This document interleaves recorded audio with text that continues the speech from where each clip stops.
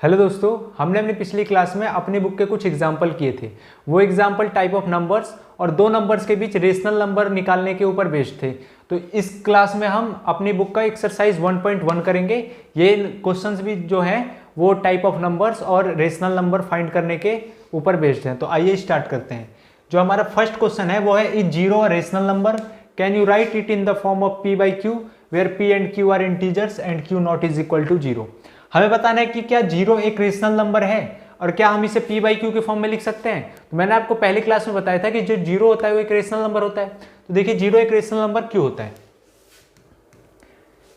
हमारे पास क्या है, जीरो।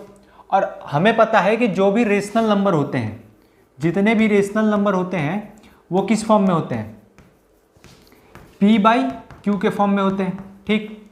और जहां पर जो डिनोमिनेटर होता है, मतलब जो नीचे वाला होता है डिनोमिनेटर, वो q not is equal to zero, मतलब q जीरो के बराबर नहीं होना चाहिए। ठीक। q जीरो के बराबर नहीं होना चाहिए जो डिनोमिनेटर होता है। p हमारा जीरो हो सकता है, मतलब जो न्यूमरेटर होता है, ये होता है न्यूमरेटर और ये होता है डिनोमिनेटर। ठीक। तो हमारा जो डिनोमिनेटर है वो जीरो के बराबर नहीं होना चाहिए, लेकिन जो न्यूमरेटर है p वो जीरो हो सकता है। तो देखिए, हम जीरो को रेशनल नंबर क्यों कहते हैं और इसे p by q के फॉर्म में कैसे लिख सकते हैं। तो लिखेंगे zero is a rational number क्यों। देखिए,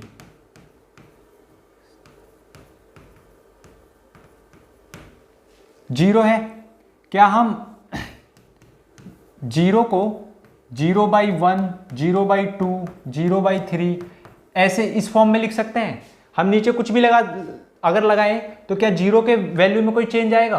देखिए, 0/1 की वैल्यू कितनी आएगी, जीरो। 0/2 की वैल्यू कितनी आएगी, जीरो। 0/3 की वैल्यू क्या आएगी, जीरो। मतलब अगर कुछ भी हम डिनोमिनेटर में लगा रहे हैं, मतलब लिख रहे हैं, तो क्या जीरो के वैल्यू में चेंज आ रहा है, नहीं आ रहा है। जीरो तो जीरो ही है। अब देखिए, जीरो क्या हो गया, p और ये q। न्यूमरेटर क्या है, p और डिनोमिनेटर है q। अब देखिए, जो डिनोमिनेटर है इन तीनों में क्या जीरो के बराबर है, इन तीनों में जीरो के बराबर तो नहीं है। मतलब ये रेशनल नंबर के कंडीशन को क्या कर रहा है, सेटिस्फाई कर रहा है। रेशनल नंबर क्या कहता है कि p by q के फॉर्म में हो और q जो हो वो जीरो के बराबर नहीं हो। तो देखिए, ये p by q के फॉर्म में है और जो q है, मतलब जो डिनोमिनेटर है, वो जीरो के बराबर तो नहीं है। तो मतलब ये क्या है, रेशनल नंबर। तो इसलिए जो जीरो होता है वो क्या होता है, रेशनल नंबर। और जीरो को p by q के फॉर्म में कैसे लिख सकते हैं ये बता दिया मैंने। ठीक। अब आते हैं हमारे नेक्स्ट क्वेश्चन पे। हमारा जो नेक्स्ट क्वेश्चन है वो है, find 6 rational number between 3 and 4। हमें 3 और 4 के बीच 6 रेशनल नंबर फाइंड करने हैं। तो देखिए, मैंने आपको बताया था कि दो नंबर्स के बीच रेशनल नंबर कैसे फाइंड करते हैं। और आपको ये भी पता होना चाहिए कि दो नंबर्स के बीच कितने रेशनल नंबर होते हैं, इनफाइनाइट। मतलब अगर आपके पास कोई दो नंबर दिए जैसे 1 and 2, इनके बीच अगर आपसे पूछे कि कितने रेशनल नंबर हैं, तो इनफाइनाइट, बहुत सारे रेशनल नंबर होते हैं। ठीक। तो आइए हम क्वेश्चन को करते हैं। हमारे पास क्या है, दो दिए हुए हैं, 3 and 3 and 4, ये दो नंबर्स दिए हुए हैं। इन दोनों के बीच हमें क्या करना है, रेशनल नंबर फाइंड करना है। तो सबसे पहले देखिए, हमें कितने रेशनल नंबर फाइंड करने हैं, 6 रेशनल नंबर फाइंड करने हैं। तो आप क्या कीजिए, 6 + 1, 6 में एक ऐड कर दीजिए। जितने आपको रेशनल नंबर फाइंड करने हैं उसमें क्या कीजिए, एक ऐड कर दीजिए। कितना आया, 7। तो मतलब ये जो 7 आया है, इसके डिनोमिनेटर, इन दोनों के डिनोमिनेटर को क्या बना दीजिए, 7। और 7 डिनोमिनेटर बनाने के लिए क्या करना पड़ेगा, 3 में ऊपर मल्टीप्लाई और नीचे मल्टीप्लाई। तो इसकी वैल्यू में भी चेंज नहीं आएगी और डिनोमिनेटर भी क्या हो जाएगा, 7। तो यहां लिख दीजिए, denominator of 3 and 4 must be 7। ठीक। देखिए, 3 × 7/7 एंड 4 × 7/7। देखिए, अब 3 और 4 की वैल्यू में कोई चेंज तो नहीं आएगा, क्योंकि हमने 7 से ऊपर मल्टीप्लाई किया और 7 से नीचे मल्टीप्लाई किया है। ऐसी 4 के भी वैल्यू में कोई चेंज नहीं आएगा, क्योंकि 7 से ऊपर मल्टीप्लाई, 7 से नीचे मल्टीप्लाई। अब ये वैल्यू क्या आएगी, देखिए 21/7 एंड 28/7, ये आ गया। अब देखिए, इन दोनों के बीच जो नंबर्स आएंगे, अब चूंकि डिनोमिनेटर सेम है तो इन दोनों के बीच जो भी नंबर्स आएंगे क्या हो जाएंगे, इन दोनों के बीच के रेशनल नंबर। तो रेशनल नंबर क्या क्या हो जाएंगे, 22/7, 23/7, 24/7, 25/7, 26/7 और 27/7। कितने हो गए? 1 2 3 4 5 6। तो 6 रेशनल नंबर ये हो गए। हमने क्या किया, हमारे पास दो नंबर दिए थे 3 और 4। हमने क्या किया, हमें कितने निकालने थे? 6 रेशनल नंबर निकालने थे। हमने 6 में 1 ऐड कर दिया, ठीक। कितना आया? 7। अब इन दोनों के डिनोमिनेटर को हमने क्या बना दिया? 7। अब डिनोमिनेटर में 7 बनाना है। अगर सिर्फ 3/7 लिखेंगे तो इसकी वैल्यू तो चेंज हो जाएगी, 3 थोड़ी रह जाएगा वो। तो हमने क्या किया, उसके न्यूमरेटर में और डिनोमिनेटर दोनों में क्या कर दिया? 7 से मल्टीप्लाई। ऐसे 4 में भी क्या कर दिया हमने? 7 से मल्टीप्लाई कर दिया। अब ये जो वैल्यू है कितने है? 21/7 और ये 28/7। फिर इन दोनों के बीच जो भी नंबर्स हैं वही क्या हो जाएंगे? इन दोनों के बीच के रेशनल नंबर, ठीक। तो आपको ये समझ में आया होगा। अब आते हैं हमारे नेक्स्ट क्वेश्चन पे। जो हमारा नेक्स्ट क्वेश्चन है वो है find 5 rational number between 3/5 and 4/5। हमें इसके बीच क्या निकालना है? 3/5 और 4/5 के बीच दो रेशनल नंबर निकालने हैं। इसके करने के दो तरीके हैं, दो नहीं 3। एक जो मैंने आपको बताया था r+s/2 करके आप इसको निकाल सकते हैं, या आप सिंपली क्या कीजिए, देखिए 5 को आप जब 3 को 5 से डिवाइड करेंगे तो कितना आता है? 0.6, और 4 को 5 से डिवाइड करेंगे तो क्या आएगा? 0.8 ये आएगा। अब आपके पास दो नंबर मिल गए, एक मिल गया आपको 0.6 और एक नंबर मिल गया 0.8। इन दोनों के बीच के रेशनल नंबर लिखने हैं। तो आप क्या कीजिए, 0.61, 0.62, 0.63, 0.64 जितने लिखने हैं आपको इनके बीच आप लिख सकते हैं, ठीक। तो एक तो तरीका ये हो गया, आप इसे भी कर सकते हैं, या जो मैंने आपको बताया था आप वो भी कर सकते हैं। आप क्या कीजिए, आपके पास दो नंबर्स कौन कौन से दिए हुए हैं? 3/5 एंड 4/5, ये दो नंबर्स हैं, ठीक। हमें कितने रेशनल नंबर निकालने हैं? 5। तो 5 में क्या करेंगे? 1 को ऐड करेंगे। 5 1 कितना आया? 6। तो जो 6 होना चाहिए, इन दोनों क्या होना चाहिए? डिनोमिनेटर होना चाहिए। 6 मस्ट बी डिनोमिनेटर 5 + 1 = 6। अब देखिए 6 आया।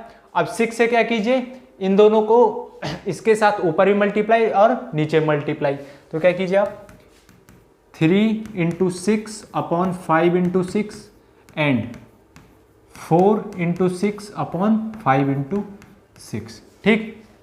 ये आ गया।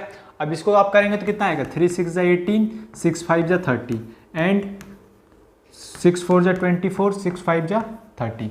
ये दो नंबर्स आ गए। अब देखिए ये जो 3/5 की वैल्यू है और 4/5 की, ये चेंज नहीं हुई क्योंकि हमने डिनोमिनेटर और न्यूमरेटर दोनों में क्या किया है? 6 6 से मल्टीप्लाई, तो इनकी वैल्यू चेंज तो नहीं हुई है। तो अब ये दो नंबर्स आ गए हमारे पास। ये दो नंबर्स को हम इनके बीच देखिए कितने नंबर्स हैं? 19/30, 20/30, 21/30, 22/30 और 23/30, ये है, ठीक। तो यही हो जाएंगे क्या? इनके बीच के रेशनल नंबर्स। तो जो फ्रैक्शन में वैल्यू दी हुई है, अगर उनके बीच का रेशनल नंबर निकालना है तो हम ऐसे फाइंड कर सकते हैं, ठीक। अब आते हैं हमारे नेक्स्ट क्वेश्चन पे। हमारा जो नेक्स्ट क्वेश्चन है वो है state whether the following statement are true और false, give reason for your answers. ये जो क्वेश्चन है वो टाइप ऑफ नंबर्स पे बेस्ड है। तो मैंने आपको टाइप ऑफ नंबर्स पढ़ाया था, तो उसी में से ये क्वेश्चन है। तो आइए शुरू करते हैं। जो पहला क्वेश्चन है हमारा वो है every natural number is a whole number. कह रहे हैं कि जितने भी नेचुरल नंबर होते हैं वो सारे क्या होते हैं? होल नंबर होते हैं। क्या ये सही है? देखिए नेचुरल नंबर क्या होता है? नेचुरल नंबर 1 से स्टार्ट होता है, ठीक, और ये इन्फिनिटी पर खत्म होता है। और जो होल नंबर होता है वो क्या होता है? 0 से स्टार्ट होता है और ये इन्फिनिटी पर खत्म होता है। तो देखिए जितने भी नेचुरल नंबर हैं वो होल नंबर्स तो है ही। जीरो एक होल नंबर है, लेकिन जीरो के अलावा जितने भी नंबर्स बचते हैं वो नेचुरल नंबर ही तो होते हैं। मतलब सारे नेचुरल नंबर क्या होते हैं? Whole number. तो हम लिख देंगे यस बिकॉज जो होल नंबर होता है वो क्या होता है? नेचुरल नंबर और जीरो का कलेक्शन होता है। मतलब उसमें जीरो भी होता है और नेचुरल नंबर्स भी होते हैं, इसलिए सारे नेचुरल नंबर क्या होते हैं? होल नंबर होते हैं, ठीक। तो लिख देंगे yes because whole number is collection of natural number and 0। ठीक, तो आपको समझ में आ गया कि जो सारे नेचुरल नंबर होते हैं वो क्या होते हैं, होल नंबर। लेकिन अगर इसी को उल्टा कह देता कि क्या सारे होल नंबर नेचुरल नंबर होते हैं, तो नहीं, क्योंकि होल नंबर में क्या आता है, 0 भी, लेकिन नेचुरल नंबर में 0 आता है, नहीं आता है। तो सारे होल नंबर नेचुरल नंबर नहीं होते हैं, लेकिन जो जितने भी नेचुरल नंबर होते हैं वो क्या होते हैं, होल नंबर होते हैं। अब जो हमारे पास सेकेंड है वो क्या है, देखिए सेकेंड है every integer is a whole number. जितने भी इंटीजर्स होते हैं वो क्या होते हैं, होल नंबर होते हैं। देखिए इंटीजर्स क्या होता है, मैंने आपको बताया था इंटीजर्स होता क्या है। इंटीजर्स जिसमें नेगेटिव, पॉजिटिव और साथ साथ में 0, ये तीनों आए वो क्या होते हैं, इंटीजर्स होते हैं। तो देखिए -2, -3, -4 ये सब वैल्यू, और 0, 1, 2, 3, 4 इन सब वैल्यू को क्या कहेंगे हम, इंटीजर्स कहेंगे। और होल नंबर क्या होता है, होल नंबर कहाँ से स्टार्ट होता है, मतलब 0 से स्टार्ट होता है होल नंबर, 0, 1, 2, 3। इसमें क्या नेगेटिव वैल्यूज आती हैं, नहीं आती हैं। ये देखिए इसमें इंटीजर्स में नेगेटिव वैल्यूज भी आती हैं, लेकिन होल नंबर में नेगेटिव वैल्यूज नहीं आती हैं। तो ये स्टेटमेंट क्या है, गलत, क्योंकि इंटीजर्स के जो नेगेटिव मतलब नेगेटिव इंटीजर्स होते हैं वो होल नंबर में नहीं आते हैं। इसे लिख देंगे फॉल्स। इसमें आप यहाँ यस की जगह ट्रू कर लीजिए, हमें ट्रू और फॉल्स बताना है। तो ट्रू, और ये हो जाएगा आपका फॉल्स, बिकॉज जो नेगेटिव इंटीजर्स होते हैं वो होल नंबर के तौर पर कंसीडर नहीं किए जाते हैं। तो because negative integers are not whole number. ठीक, आपको समझ में आ गया कि जो सारे इंटीजर्स होते हैं वो होल नंबर क्यों नहीं होते हैं, आगे समझ में। अब जो तीसरा है आपके पास, वो तीसरा क्या है, तीसरा स्टेटमेंट है every rational number is a whole number. जितने भी रेशनल नंबर होते हैं वो होल नंबर होते हैं। आपको पता है कि जो रेशनल नंबर होते हैं वो क्या होते हैं, जिन्हें हम p/q के फॉर्म में लिख सकें, या जो p/q के फॉर्म में लिखे हुए हों। तो 2/3 क्या है, p/q के फॉर्म में लिखा हुआ है। लेकिन क्या ये होल नंबर में आते हैं, होल नंबर में तो सिर्फ ऐसे नंबर आते हैं 0, 1, 2, 3 ये सब नंबर आते हैं। फ्रैक्शनल वैल्यूज कहाँ आती हैं, होल नंबर में। तो इसलिए जितने भी रेशनल नंबर होते हैं वो सारे के सारे होल नंबर नहीं होते हैं। क्यों, इसका कारण लिख देंगे कि जो फ्रैक्शनल वैल्यूज होती हैं उन्हें हम होल नंबर के तौर पर कंसीडर नहीं करते हैं। तो लिख देंगे false because fractional values are not considered as whole number। ठीक, जो फ्रैक्शनल वैल्यू होती हैं वो होल नंबर नहीं होती हैं। ये आ गया आपको समझ में। तो ये थे आपके ट्रू फॉल्स के स्टेटमेंट, ये भी हमने कर लिया। तो ये एक्सरसाइज यहाँ पर समाप्त होता है। अब हम अपने नेक्स्ट क्लास में नंबर सिस्टम के कुछ और कॉन्सेप्ट पढ़ेंगे और उसके ऊपर क्वेश्चंस करेंगे। तो मिलते हैं नेक्स्ट क्लास में। और अगर आपको इस क्लास की PDF चाहिए तो आप डिस्क्रिप्शन बॉक्स में एक लिंक दिया हुआ है टेलीग्राम चैनल का, वहाँ से ज्वाइन हो सकते हैं, या सिंपली आप टेलीग्राम चैनल पर Porus learn and grow search करेंगे, वहाँ एक पब्लिक ग्रुप आएगा, वहाँ पर आपको जुड़ जाना है ताकि आप क्लास PDF ले सकें। तो मिलते हैं नेक्स्ट क्लास में। जय हिंद।